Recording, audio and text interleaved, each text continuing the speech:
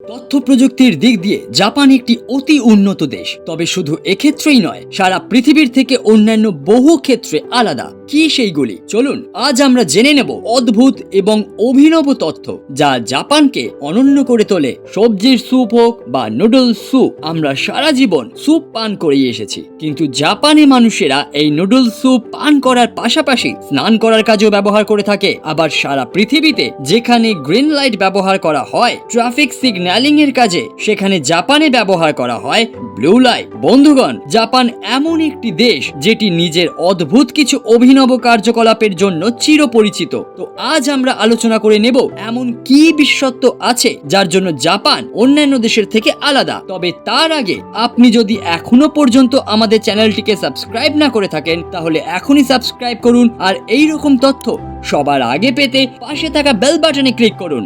আমরা সকলেই hot steam bath বা কোল্ড ওয়াটার বাথের নাম শুনেছি, কিন্তু আপনি কি কখনো নুডলস বাথের কথা শুনেছেন? কিন্তু জাপানে নুডল স্যুপ বা পর্ক স্যুপে স্নান করা একটি খুবই সাধারণ বিষয়। জাপানিরা মনে করে এই সব স্যুপে স্নান করলে তাদের ত্বক সুস্থ থাকে। সাধারণত আমরা যখন একটি রেস্টুরেন্টে যাই, আমাদের একটি মেনু কার্ড দেওয়া হয় যাতে লিখিতভাবে খাবারের নাম লেখা থাকে, কিন্তু জাপানে খাবারের নকল প্রতিরূপ বানিয়ে রেস্টুরেন্টগুলিতে লাগিয়ে রাখা হয় যাতে গ্রাহকরা বাইরে থেকেই খাবারের প্রতি আগ্রহী হয়। বন্ধুরা, আমরা সকলেই কিটক্যাট চকলেটের নাম শুনেছি, খেয়েওছি, কিন্তু জাপানে বিভিন্ন স্বাদের কিটক্যাট চকলেট পাওয়া যায়। এর মধ্যে সবচেয়ে বেশি বিক্রি হওয়া কিটক্যাট গুলি হলো গোলমরিচ, মিষ্টি আলু, ভুট্টা, সয়াবিন, গ্রিন টি প্রভৃতি ফ্লেভারের। যেহেতু জাপানে জনসংখ্যা অনেকটাই বেশি, তাই এখানকার মানুষ কম স্থানের মধ্যে থাকতে এবং নিজেকে নিয়ন্ত্রণ করতে শিখে নিয়েছে। এরা নিজেদের বাসস্থান এবং দোকান সবকিছুকে এত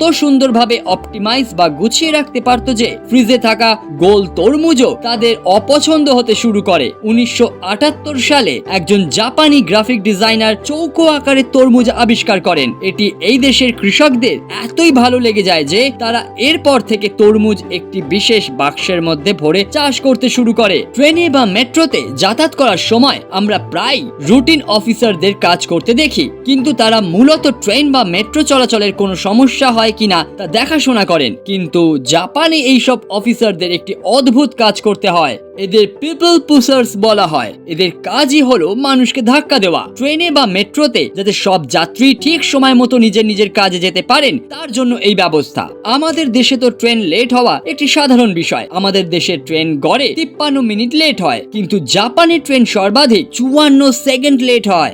জাপানে জল সংরক্ষণ করার জন্য একটি অদ্ভুত প্রযুক্তির সাহায্য নেওয়া হয়। এখানের সিঙ্ক বা বেসিনের জল সোজা নর্দমায় না গিয়ে বাথরুমের ট্যাঙ্কে চলে যায় এবং এর মাধ্যমে এখানে একবার ব্যবহার করা জল দিয়েই দুটি কাজ করা যায়। পৃথিবীর প্রায় সব দেশেই খাবার সময় বা চা পান করার সময় যদি মুখে আওয়াজ করা হয় তাকে খারাপ বলে বিবেচনা করা হয়, কিন্তু জাপানে তা সম্পূর্ণ বিপরীত। নুডলস বা স্যুপ পান করার সময় যদি গ্রাহকরা মুখে আওয়াজ না করেন, তাহলে শেফের মনে হতে পারে তার রান্না গ্রাহকের পছন্দ হয়নি।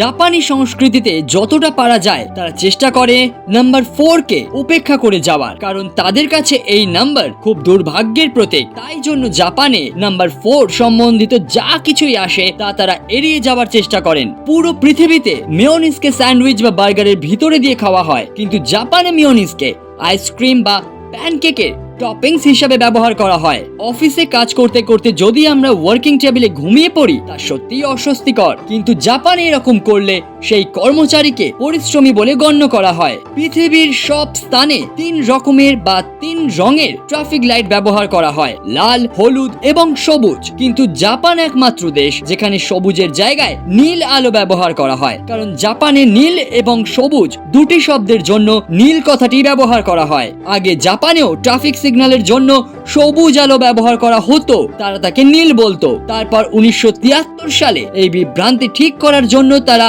নীল এবং সবুজের মাঝামাঝি একটি রং ট্রাফিক সিগন্যালে রাখার সিদ্ধান্ত নেয়। আমরা প্রায় রেস্টুরেন্টে একা বসে খাবার খাই, কিন্তু জাপানে আপনি যদি একা বসে খাবার খেতে না চান, জাপানি রেস্টুরেন্টগুলিতে তার জন্য স্টাফড কার্টুন ক্যারেক্টার রাখা থাকে যাদের আপনি আপনার সামনে রেখে নিজের একাকিত্ব দূর করতে পারেন। বন্ধুরা, অবশ্যই জানাবেন আমাদের এই ভিডিওটি আপনাদের কেমন লাগলো এবং আপনাদের গুরুত্বপূর্ণ মতামত আমাদের সাথে শেয়ার করে নেবেন। ভিডিওটি সম্পূর্ণ দেখার জন্য আপনাদেরকে অসংখ্য ধন্যবাদ।